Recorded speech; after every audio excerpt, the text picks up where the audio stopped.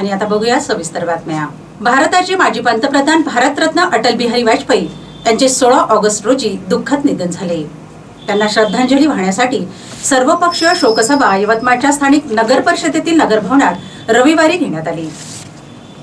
यावेळी जिल्ह्याचे पालकमंत्री मदन येरावार, काँग्रेसचे विधान परिषदेचे माजी उपसभापती माणिकराव ठाकरे, माजी मंत्री राजाभाऊ ठाकरे, भारतीय जनता पार्टीचे जिल्हाध्यक्ष राजेंद्र डांगे, नगर परिषद नगराध्यक्ष कांचनताई चौधरी, जिल्हा परिषदेचे उपाध्यक्ष श्याम जयस्वाल, यवतमाळ अर्बन बँकेचे अध्यक्ष अजयजी मंदडा, माजी आमदार बाळासाहेब मुनगीनवार, शिवसेनेचे जिल्हा प्रमुख पराग पिंगळे, माजी आमदार विजयताई धोटे, प्रदीप वंडेरकर, अरुणभाऊ पोबारू यांच्यासह सर्व पक्षांचे पदाधिकारी, कार्यकर्ते, सर्व समाजसेवी संघटना, पत्रकार, व्यापारी व अन्य कर्मचारी संघटना यावेळी उपस्थित होते।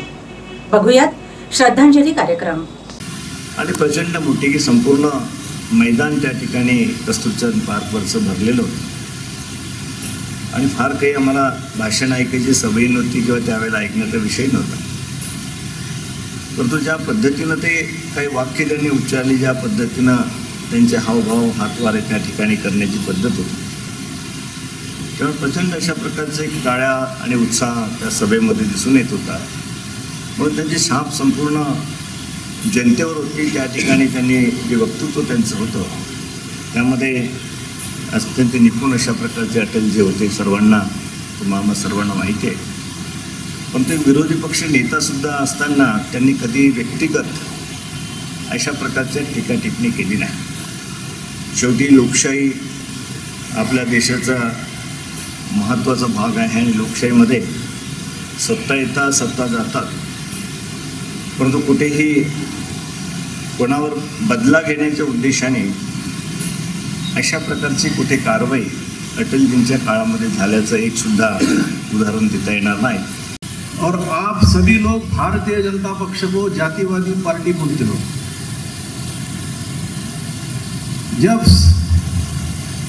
सरकार बनने का वक्त आएगा तो भारतीय जनता पार्टी का सहयोग लिए बगैर आप राजनीति नहीं, यहाँ का राज्य नहीं कर सकोगे, गवर्नमेंट फॉर्म नहीं कर सकोगे।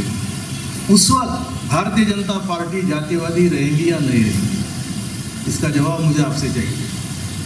आणि ते भाषण झालं, सर्व झालं। मला भाषण झाल्यानंतर अटलजीने बोलवलं त्यांच्या केबिनमध्ये, ते पाहत होते टीव्हीवर। बेटा भाषण तो बहुत अच्छा दिया तुमने, लेकिन एक गलती किया। मैं तो नया हूँ सर, बताइए क्या गलती किया। आने वाले कई सालों तक कोई पार्टी को बहुमत नहीं मिलने वाला, ऐसा नहीं बोलना हो, अपने पार्टी को बहुमत मिलने वाला, ऐसा पॉजिटिव थिंकिंग रखनी बोले, हमेशा निगेटिव कभी नहीं रहना बोले। मना वाले याद रखूँगा, चुन के आए ना आए गिरे कुछ भी हो, मैं चुन के आने वाला हूँ। अरे सांगायला तात्पर्य की पॉझिटिव्ह थिंकिंग ठेवा, हे अटलजींनी आम्हाला शिकवलं। अटलजींच्या अनेक पैलूंवर प्रकाश टाकण्यात आला, अनेक गोष्टींचा अवधरता उल्लेख झाला। सर्व बाबीवरून एकच म्हणता येईल, एक राजकारणातला महापुरुष आपण हरवला। अटलजी एक प्रकांड पंडित होते, ज्याचा अनेकांनी उल्लेख केला। उच्च नीतिमत्तेचं एक महान विद्यालय, राजकारणातील महान ऋषी, महापुरुष आज आपल्यामध्ये नाही। भारतीय जनता पक्षाचं जे वटवृक्ष आज राजकारणामध्ये उभं आहे, जी ताकद आज सामान्य कार्यकर्त्याला मिळाली आहे, आपलं संपूर्ण आयुष्य समर्पित करून त्याची बांधणी माननीय अटलजींनी केली आहे। अटलजी असामान्य कोटीतील राजकीय नेते होते। त्यांनी स्वतःच्या आयुष्याला राष्ट्रार्पण करून टाकले होते। त्यांचे काव्य प्रतिभा अत्यंत क्रांतिकारी होती। मरणालाही ते अत्यंत धीरोदात्तपणे सामोरे गेले। स्वर्गातील देवांनाही त्यांच्या आगमनाचा हेवा वाटला असेल असे त्यांचे व्यक्तिमत्व होते.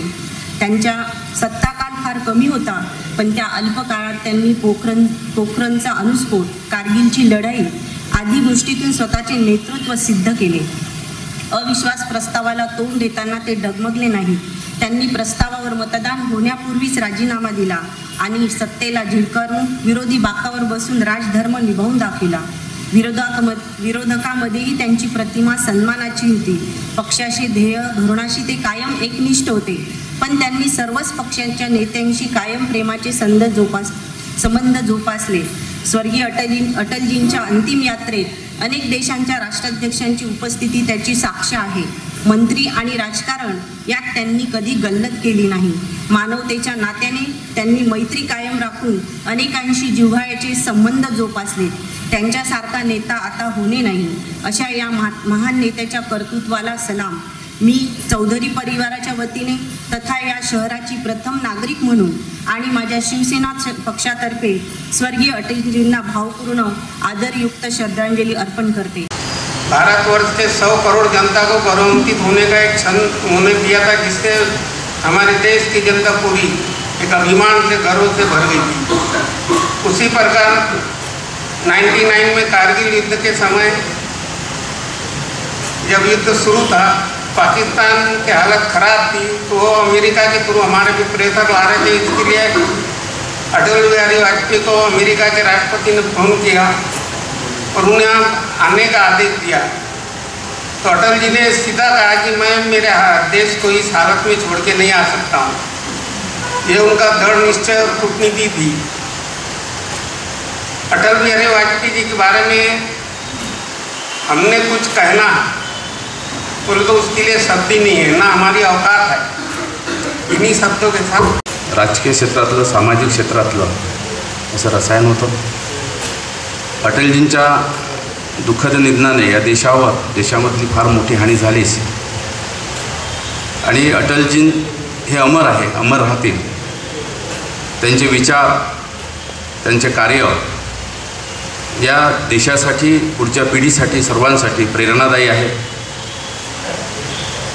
भारतीय जनता पार्टीचा एक मुखवटा या देशामध्ये अटलजींच्या स्वरूपाने मधून या देशातल्या जनतेने त्यांना पुढे करून या ठिकाणी भारतीय जनता पार्टीने पक्ष बांधणी केली आणि खऱ्या अर्थाने या देशामध्ये त्यांच्या नेतृत्वामध्ये 3 वेळा केंद्र सरकार त्यांच्या नेतृत्वात आलं. आज त्यांच्या श्रद्धांजलीला इथे मला बोलायला संधी मिळाली, तर राजाभाऊनंतर मी बोलायला नको आहे, पण उशीर झाला त्याबद्दल क्षमा मागतो. आणि अटल बिहारींचा कारकिर्दीविषयी मी काही एवढा फार काही बोलू शकणार नाही, परंतु त्यांचा एक किस्सा, मला पंतप्रधानांचं दर्शन घडलं होतं एवढंच या प्रसंगी सांगतो. एक देशाला कणखर नेतृत्व म्हणून अटल बिहारींनी 17 पक्षाचं सरकार चालवलं होतं. त्यांच्या स्मृती जिवंत राहाव्या एवढंच बोलतो, थांबतो.